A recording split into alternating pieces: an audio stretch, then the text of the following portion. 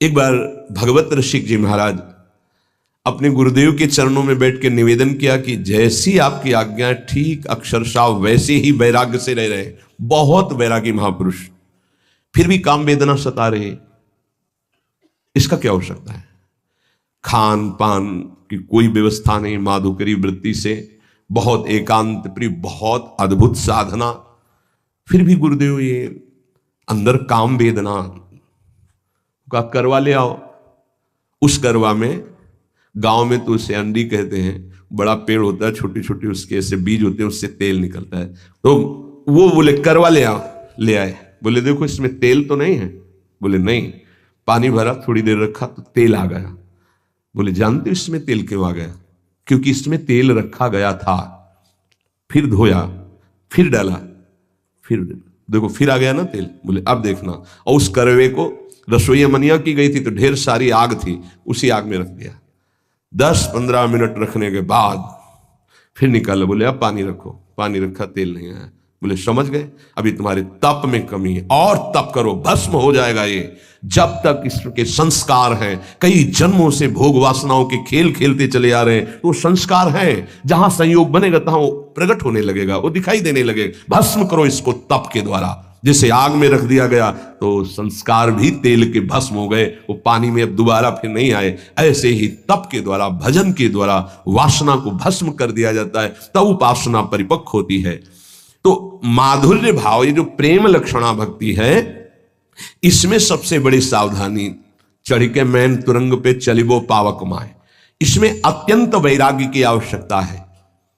तो जो प्रारंभ से एकदम जुड़े और सही दिशा नहीं मिली, गुरुजनों का सही निर्देश सानिध्य नहीं मिल पाया, तो वो फिर इसी में भटक जाते हैं, इसी में भटक जाते हैं संसार मार्ग में। क्योंकि हृदय में एक द्रवण क्रिया होती है, उस द्रवण क्रिया के लिए वैराग्य की बाढ़ होनी चाहिए, वैराग्य की कसौटी।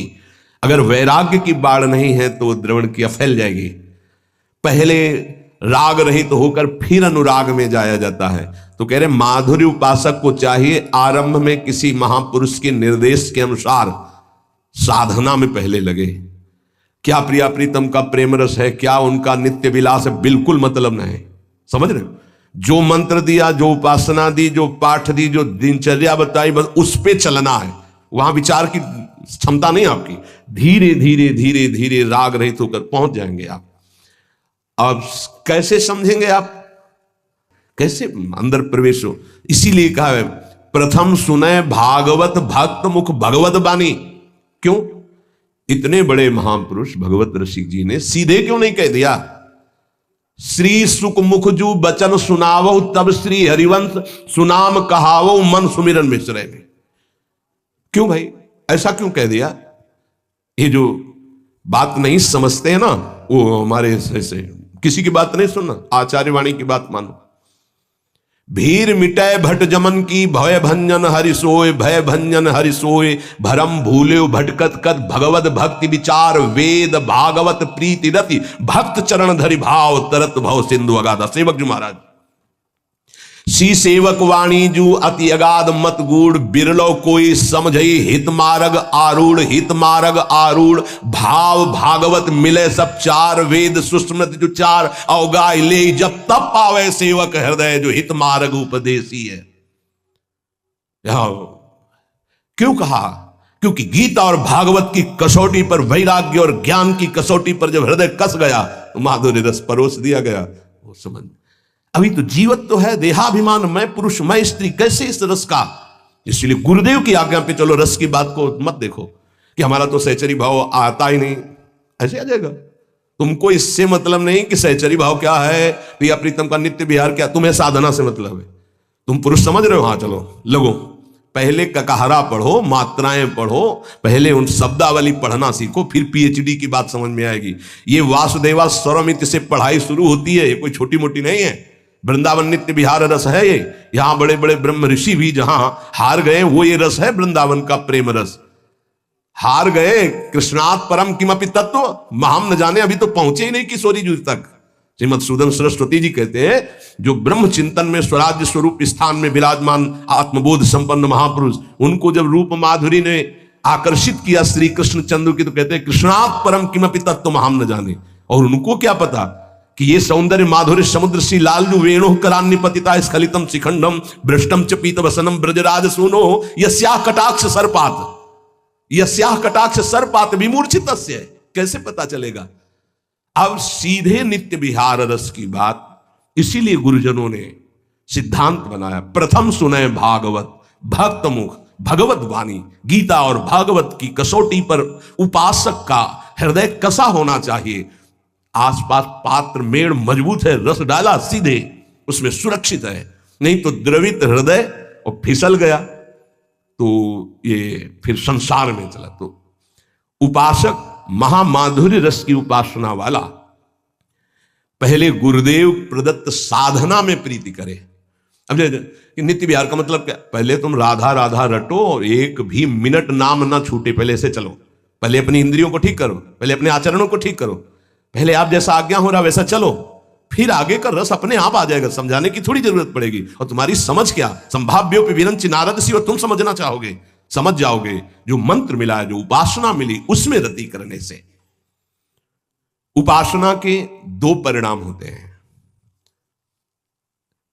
आधे तक उपासना दोनों की एक ही चलती, ज्ञानी की भी और प्रेमी की भी। जब कोई उपासक उपासना करता है तो पहले अंतःकरण शुद्ध होता है।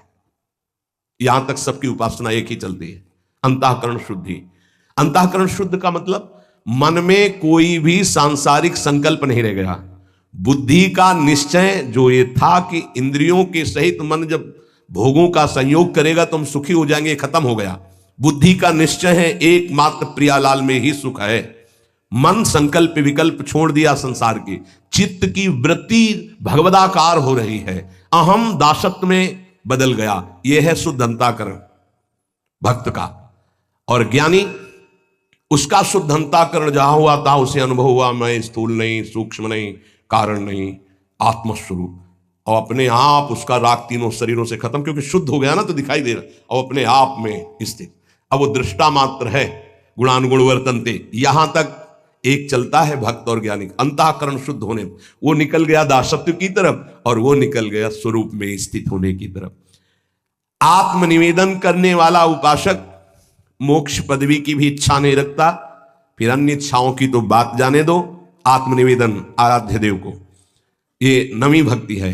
जब तक उपासक के अंदर वासना है, काम है, नाना प्रकार की इच्छाएं हैं, तो साधना पर ध्यान दे। साध्य की दिव्य लीलाएं जो नित्य विहार रस की हैं, वो चिंतन करने का अधिकार नहीं। ये तो निर्खत नित्य विहार पुलकित तन रोमावली आनंद नयन सुधार, यह जो कृपा हरिवंश की, क्योंकि वाणी जिस समर्थ है वो स्वयं प्रकाशित हो जाती है हृदय में। ये चिंतन का विषय तब बनता है जब देह भाव छूट जाए, बनिता पुरुष भाव मिट जाए, तब चिंतन। आज वन क्रीड़त श्यामा श्याम, सुभग बनी निस शरद चांदनी, रुचिर कुंज अभिराम, खंडन अधर करत परि। ये चिंतन जो दिव्य भावावेश में अपने सहचरी स्वरूप में वो देख रहा है, सामने निकुंज है, कैसी चांदनी छिटकी हुई है, कैसी सुंदर शैया है, कैसी प्रिया प्रीतम विराजमान, वो सब शोभा। ये अर्थ थोड़ी हो सकता है, अर्थ नहीं हो सकता, ये चिंतन का विषय होता है। तो नित्य विहार रस माधुर्य रस के उपासक को चाहिए कि वाणी जी का पाठ करे अर्थ समझने की नहीं, सिद्धांत का अर्थ समझे, लीलाओं का नहीं। लीला गायन करो, गायन करने से ही गायन का फल लिखा है। छुटी 84 भ्रमंते निर्खय जुगल किशोर, जब निर्खय जुगल किशोर तब लीलाओं का चिंतन प्रारंभ होता है। उस समय निर्विकार अवस्था होती, सच्चिदानंद वपु। अभी तो ये जो वपु धारण किए ये विकारी है, ये काम से पैदा हुआ है, इसके अंदर परमाणु है कामना के, जन्म जन्मांतरों से इसी में हम बंधे चले आ रहे हैं। इस शरीर की रचना काम से हुई है, संकल्प कामना, चिंतन काम का, संकल्प काम का, कामना, उससे इसकी उत्पत्ति, सृजन ही इसका हुआ है। और जिस देह से सेवा होती है उसका भाव से सृजन होता है, ध्यान रखना। वो न संकल्प का है न कामना का देह है, वो गुरु प्रदत्त मंत्र के भाव का देह है, उसे भाव देह कहते हैं। विशुद्ध सच्चिदानंद बपू प्रेममय, तब नित्य विहार लीला का चिंतन। जरा सा चिंतन हुआ हृदय में अद्भुत आनंद आंसुओं की छड़ी लग गई। देखो प्रिया प्रीतम झूल रहे हैं, पैंग बढ़ी तो अबलात सुकुमार डरत मन, वर हिंडोर झकोर तो पुलक पुलक प्रीतम उर लागत दयनो उरज को। अब अरुझी बिमल माल कंकन सो कुंडल सो कचडोर, ये शोभा जब देखी सके, ओह कैसा अपार सुख हो रहा है। तो दय असीस हरिवंश प्रशंसत करी अंचल की। जो आचार्य हरिवंश महाप्रभु जी जो हित सजनी स्वरूप में है, आशीर्वाद ये सुख जब इन नेत्रों से देख रहा है उपासक, इतनी सामर्थ्य, तब उसका सही भाव और अर्थ समझ में, शब्दावली से नहीं समझ सकते हैं। इसीलिए गुरुदेव भगवान का आदेश, महापुरुषों के रसिकों की बात माननी कि वाणी जी का अर्थ नहीं, गायन करो, गायन करने मात्र से छुट्टी 84 भ्रमंते निरखय जुगल के। पहला तो यही है कि भवजल निधि को नाव और काम पावक को पानी। गाते गाते देखना तुम्हारा हृदय कैसे निष्काम हो जाता है। निष्काम हृदय ही प्रीति रस में, अभी तो बहुत कूड़ा करकट। वाणी जी गाओ, नाम जप करो, श्री जी की सेवा करो, आठों पहर जो कर्तव्य कर्म है धर्म पूर्वक करो, भगवद अर्पित करो। निष्कामता पहले जागृत होगी, फिर प्रेम मार्ग का रहस्य आए। जैसे हम इंटर कॉलेज है और वो कक्षा 1 से लेकर 12 तक है, तो हम पढ़ाई 1 से शुरू करेंगे कि 12 वाले स्कूल में बैठ जाएंगे।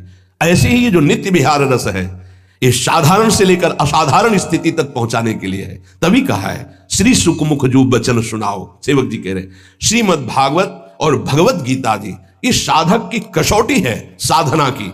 ज्ञान वैराग्य भक्ति रस से परिपूर्ण, तब जाकर आत्मसमर्पण और फिर पाई रस भक्ति। गूढ़ जुग जुग जग दुर्लभ भव इंद्रादि विधि।